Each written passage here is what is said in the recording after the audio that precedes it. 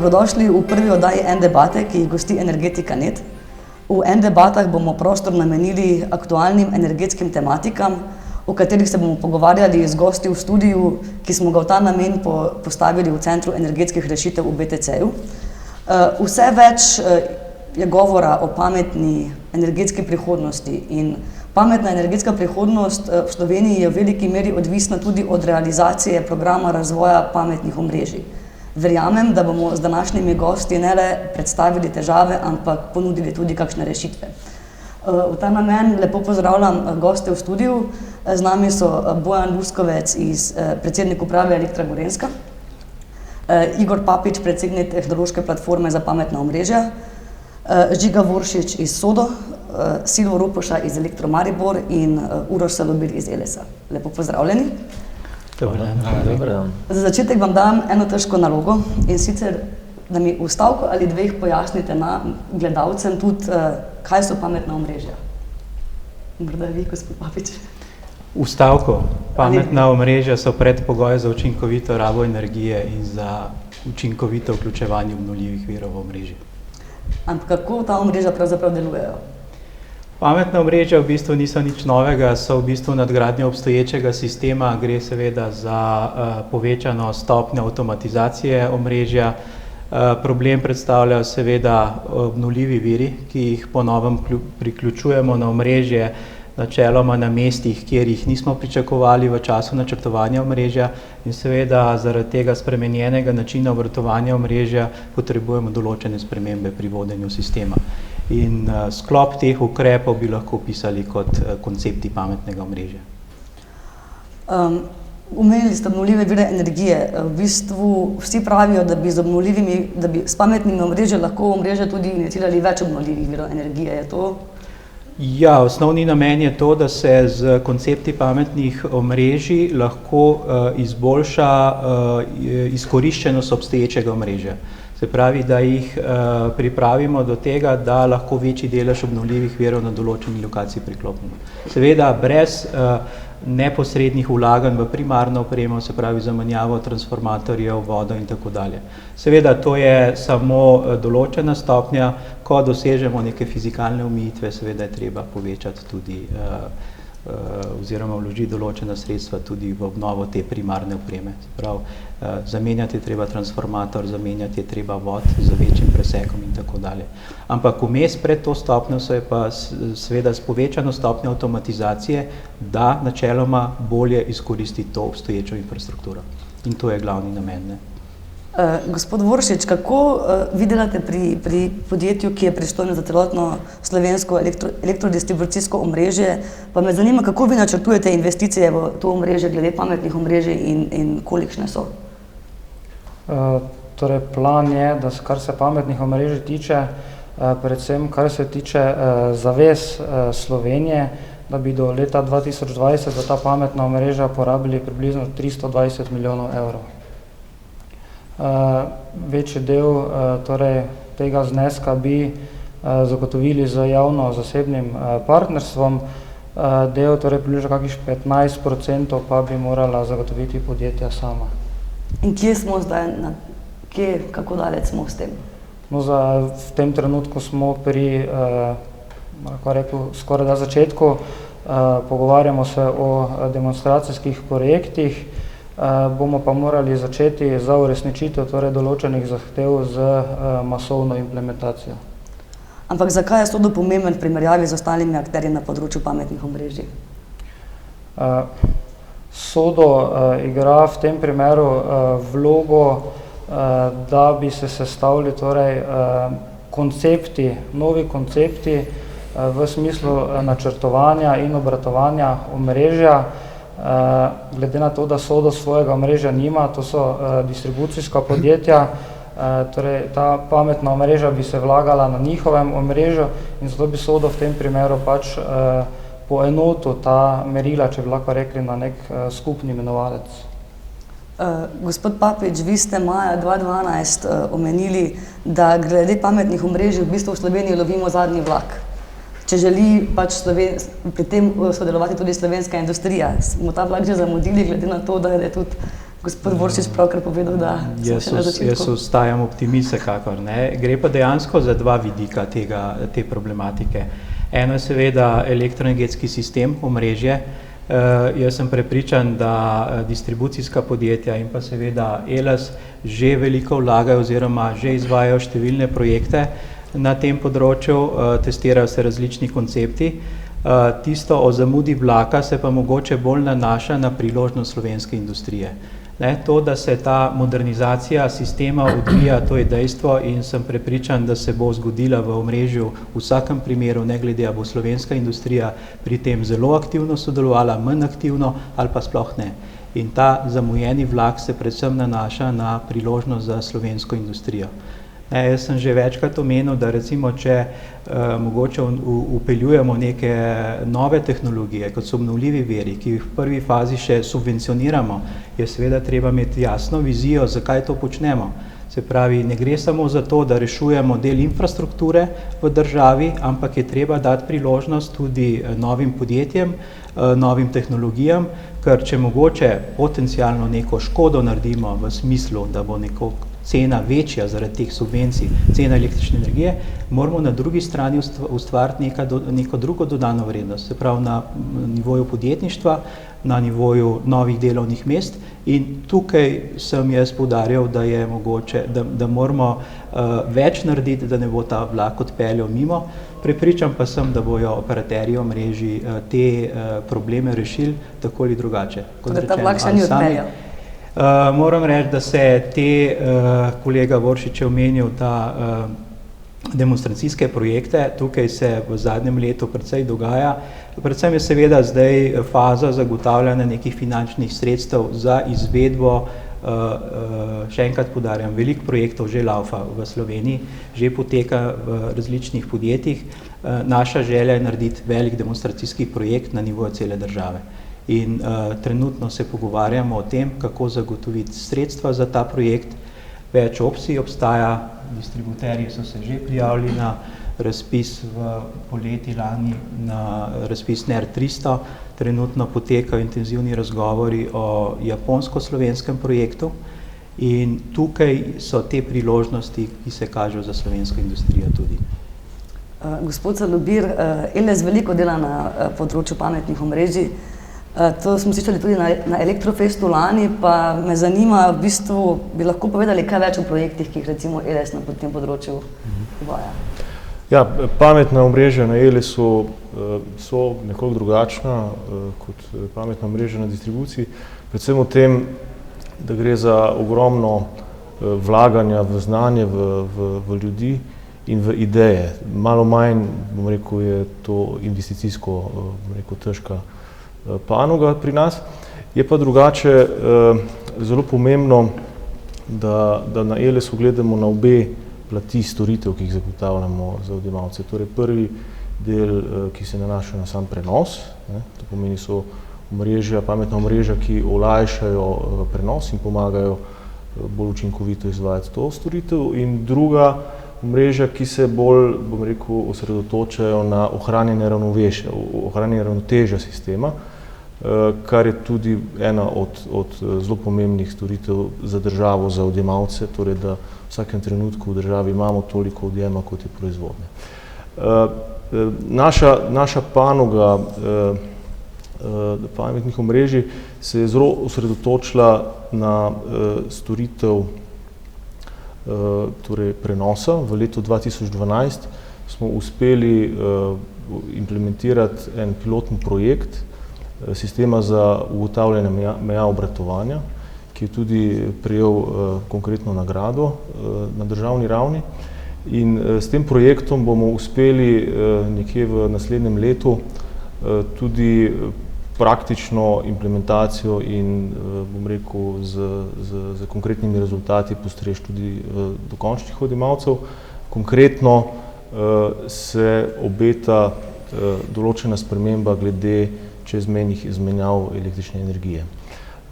Na drugi strani, ko pa govorim o uravnavanju proizvodnje s porabo, imamo pa ravno v tem letu en velik uspeh, s tem, da smo prvič uspeli v storitev izravnave sistema, tako imenovano terciarno regulacijo, vključiti enoto z vodenjem odjema. To pomeni, vodenje odjema v Sloveniji za terciarno regulacijo do zdaj ni bila možnost in uporabljena, in od letos smo uspeli prav s projektom pametnih omrežij to realizirati. Kaj pa na tem področju počnete v Elektro Gorenjska? Elektro Gorenjska kot tipičnem distribucijskem podjetju počnemo na tematiko pametnih omrežij. Že vsa leta imamo kar močne aktivnosti. Prejšnji sogovorniki so pravzaprav že marsikaj o tem povedali, pa naj dopolnim to, da če je bilo prej vprašanje dr. Papiču, če zamujamo vlak. Ne, na tem vlaku trdno smo in se vozimo že kar nekaj let.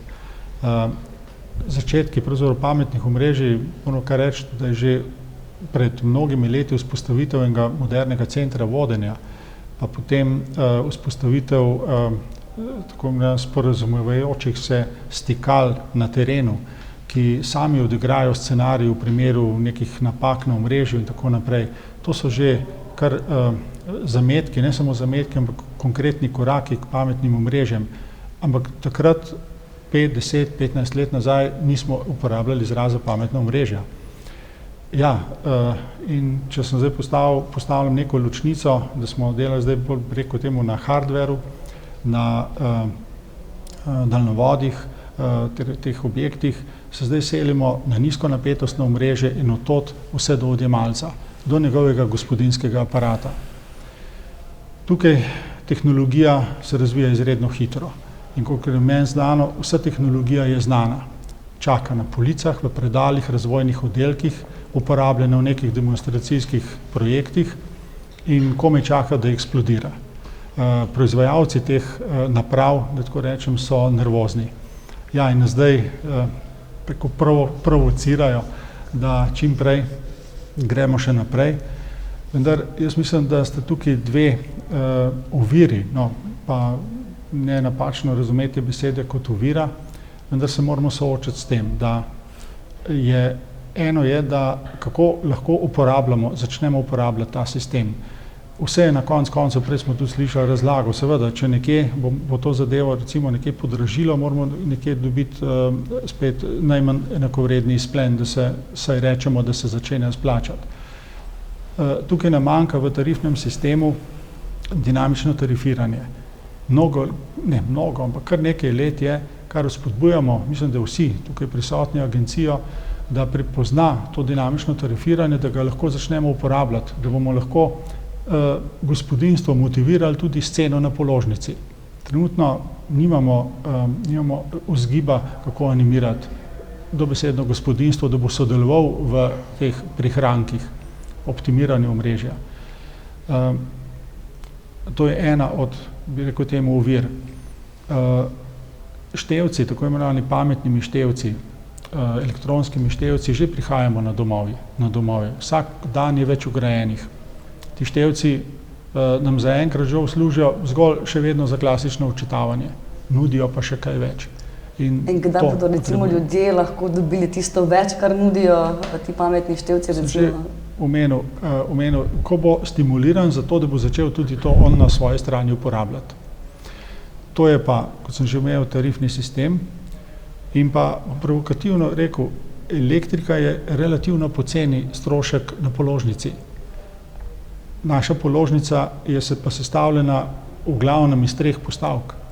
In tukaj vpliv tega pametnih omrežij, torej optimizacije, je samo na približno, na grobo rečem, približno na 1/3 te položnice, ki je, kakor vem, trenutno v Sloveniji povprečno visoka 60 evrov. Torej na cirka 20 do 30 evrov lahko vplivamo s pametnimi omrežji. Pa še tega ne moramo.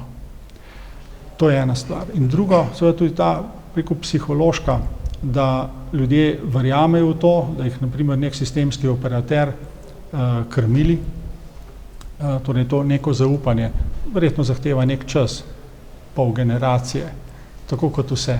Tudi začeli so nas opremljati s pametnimi telefoni, pa jih še zdaleč ne uporabljamo toliko, kot nam nudijo, kot si želijo tisti, ki jih nam nudijo. Hvala. Kaj pa v Mariboru? Tudi v Mariboru je nekaj projektov glede pametnih omrežij. Tudi v Mariboru, ja. Zdaj, mogoče bi nadaljeval, ko so že kolegi dobro zastavili. En pomemben segment so recimo ti pametni števci. Nekateri so nekaj časa celo trdili, da je to neki osnovni predpogoj, da imamo recimo potem zadostno število podatkov. V tem primeru že začnemo govoriti o big data. Niso edini podatki, so še potem obratovalni razni podatki iz omrežja, ampak zelo pomembni so ti odjemalčevi. Od tistih, ko je prej kolega Vršič omenil 320 milijonov, je nekje po ocenah 196 milijonov predvidenih samo za neki rollout menjave obstoječih merilnih naprav. Zdaj, mi smo se v Elektro-Mariboru v zadnjih letih kar intenzivirali v to smer. Smo dosegli kar nekih zavidljivih 40% vseh merilnih mest, ki jih imamo, so vključeni že v napredni sistem merjenja. To je eden izmed projektov, ki že nekaj let uspešno teče, ne dosega pa vseh učinkov, tako kot je že kolega Bojan povedal. Te števce bo v nadaljevanju potrebno povezati z neko IKT infrastrukturo, se pravi komunikacijsko infrastrukturo, in potem nad temi vsemi podatki tudi delati posamezne analize in te podatke pravilno izkoristiti. Tu se potem kaže tudi tisto, če mogoče dr. Papiča nadgradim, to živčevje, to podatkovne prenosi podatkov med posameznimi napravami. Mi smo na eni strani zagotovili, kot je že kolega Bojan rekel, osnovne povezave med posameznimi stikalnimi napravami. To so eno. Zdaj gremo v tisto živčevje do slehernega odjemalca, ker se, bom rekel, v največji meri tudi razlikujemo od ELS-a, v količine, torej v številu odjemalcev, in tam so naše izzive. Med drugim bi rad povedal, da je zelo velik izziv ravno v odjemalcih. To, kar je bilo zdaj povedano, vse drži. Delali smo že pre nekatere pilotne projekte, tudi v Elektro-Mariboru že v letu 2007, kakšen je odziv odjemalcev na vse to, kar jim ti števci za začetek ponujajo. Žal, ko nas nekdo vpraša po nekih rezultatih, jih ne upamo dati kot neke relevantne rezultate, zato ker je kljub relativno velikemu vzorcu končni odziv po nekaj letih skoraj na nule. Konkretno, če govorim od nekih 100 primerov, ki smo jih imeli, se zdaj po teh 5-6 letih še občasno eden pojavi na naši spletni strani, kjer pregleduje, kaj vse njegov števec tam kaže oziroma kako in kje se kaj odraža. Sigurno bi si upal trditi, je to tudi posledica cene električne energije, ki v Sloveniji kljub temu, da smo zdaj v recesiji, še vedno toliko nizka, da ne spodbuja zadosti, recimo že v tem trenutku, da bi nekdo več bil na to pozoren. Dodatni razlog pa je ti tarifni sistemi, ki na nek način ne pridajo do tiste prave mere. Zdaj, vsi ostali projekti pa potem potekajo po vseh distribucijah, moramo zdaj reči, tudi tehnološka platforma, in mogoče jaz danes prvi omenim, je bila ustanovljena na nek način z tem, da bi bil tam neki zbor projektov, da bi se od tam na nek način koordiniralo, kdo dela, kje dela, kaj dela, da ne bi delali, saj mi smo tako razumeli v Elektro-Maribor, na 3 mestih enega in istega, da bi se koordinirali, da bi se vedelo, kdo je že do nekega rezultata prišel, razvil. To so pa manjši projekti, ki pa terjajo predvsem relativno visoke, zaenkrat še relativno visoke vložke, in tu pa potem prihajamo do tistega, odkot zdaj denar. In zdaj smo se začeli prijavljati na razne evropske projekte, kjer pa še tudi imamo eno manjši izziv, bom rekel, nam rekel viru prepreko, ampak v Sloveniji bo še treba doreči to, da bi podjetja, kot smo recimo zdaj, mi ko tu sedimo, tako SODO in SOPO, ki smo regulirane dejavnosti, da bi bili na nek način bolj motivirani za pridobivanje evropskih sredstev, če nimamo iz regulativne baze zadostna sredstva za neke dodatne pilotne projekte, ker vemo, da oprema zaenkrat je še relativno zelo draga proti tistim klasičnim pristopom. Ampak vsi ste v bistvu omenili problem potrošnikov. Je torej potrošnik dejansko že dovolj osveščen o tem, kaj mu nudijo pametna omrežja ali ne? Ja, jaz bi omenil to, da seveda 2 momenta sta. En moment je to osveščenost in pričakovanje, da bojo potrošniki nekaj počeli samoiniciativno zaradi tega, ker so osveščeni, ker podpirajo zelene tehnologije. Drug bi se pa mogoče rekel, bolj naravni pristop je pa tržni pristop. Se pravi, če nekdo nekaj izvede v danem trenutku ali vklopi večja odjem, zmanjša odjem, mora biti za to nekako nagrajen. To je pa čisti poslovni model In jaz sem prepričan, da teh tehnologije bojo večinoma morale sloneti na teh poslovnih modelih. In teh poslovnih modelov pa trenutno nimamo, ne. To, kot je bilo že omenjen, tarifni sistem je vsekakor korak naprej. Drugo področje, ki je mogoče popolnoma neizkoriščeno, je tudi to, da ti uporabniki lahko določene usluge pod narekovaj delajo za sistemskega operaterja. Se pravi, da ne gre samo za to, a bomo premikali porabo energije, ker dejansko cena energije enostavno prvič je delež na položnici relativno ni večinskih, več ne, praktično, jaz ne vem točno, kakšno je razmerje, pa tudi sama cena je relativno nizka, ne, ampak da se pa z tem reguliranim odjemom dela določene usluge pod narekovaji sistemskemu operaterju in ta priložnost pa še ni izkoriščena. Poleg tega bi tudi omenil, v začetku je bilo rečeno, da moramo po nekih načrtih do leta 2020 investirati 320 milijonov evrov. To ne gre samo za investicijo. Po istem tem programu razvoja pametnih omrežij sledi, da če to naredimo, bomo do leta 2030 prihranili cirka 500 milijonov evrov pri potrebnih investicijah v distribucijsko omrežje. Se pravi, to je vložek 300 in potem dobimo neto nazaj 500, se pravi več kot 800 evrov. To je neka groba ocena, seveda je težko zdaj natančne izračune delati, se pravi, pametna omrežja imajo prihodnost samo, če temeljijo na nekih tržnih principih, se pravi, ekonomika je tlele zelo pomemben dejavnik, ne, drugače je stvar predraga, ne, in zdaj seveda zelo razvite države pa lahko veliko delajo tudi na tako imenovani osveščenosti. Ampak to je mogoče samo nadgradnja. Najprej mora tržni princip prevladati, potem bomo pa še te druge momente lahko izkoriščali. No pa še zadnje vprašanje v bistvu za na konec. Kdaj torej se bo lahko recimo potrošnik pogovarjal s svojimi napravami, recimo v smislu, da bi mu pralni stroj, pametna naprava javil, ob tej pa tej uri je elektrika cenejša, a boste prali zdaj ali kasneje? Jaz mislim, da se to lahko naredi takoj, ne.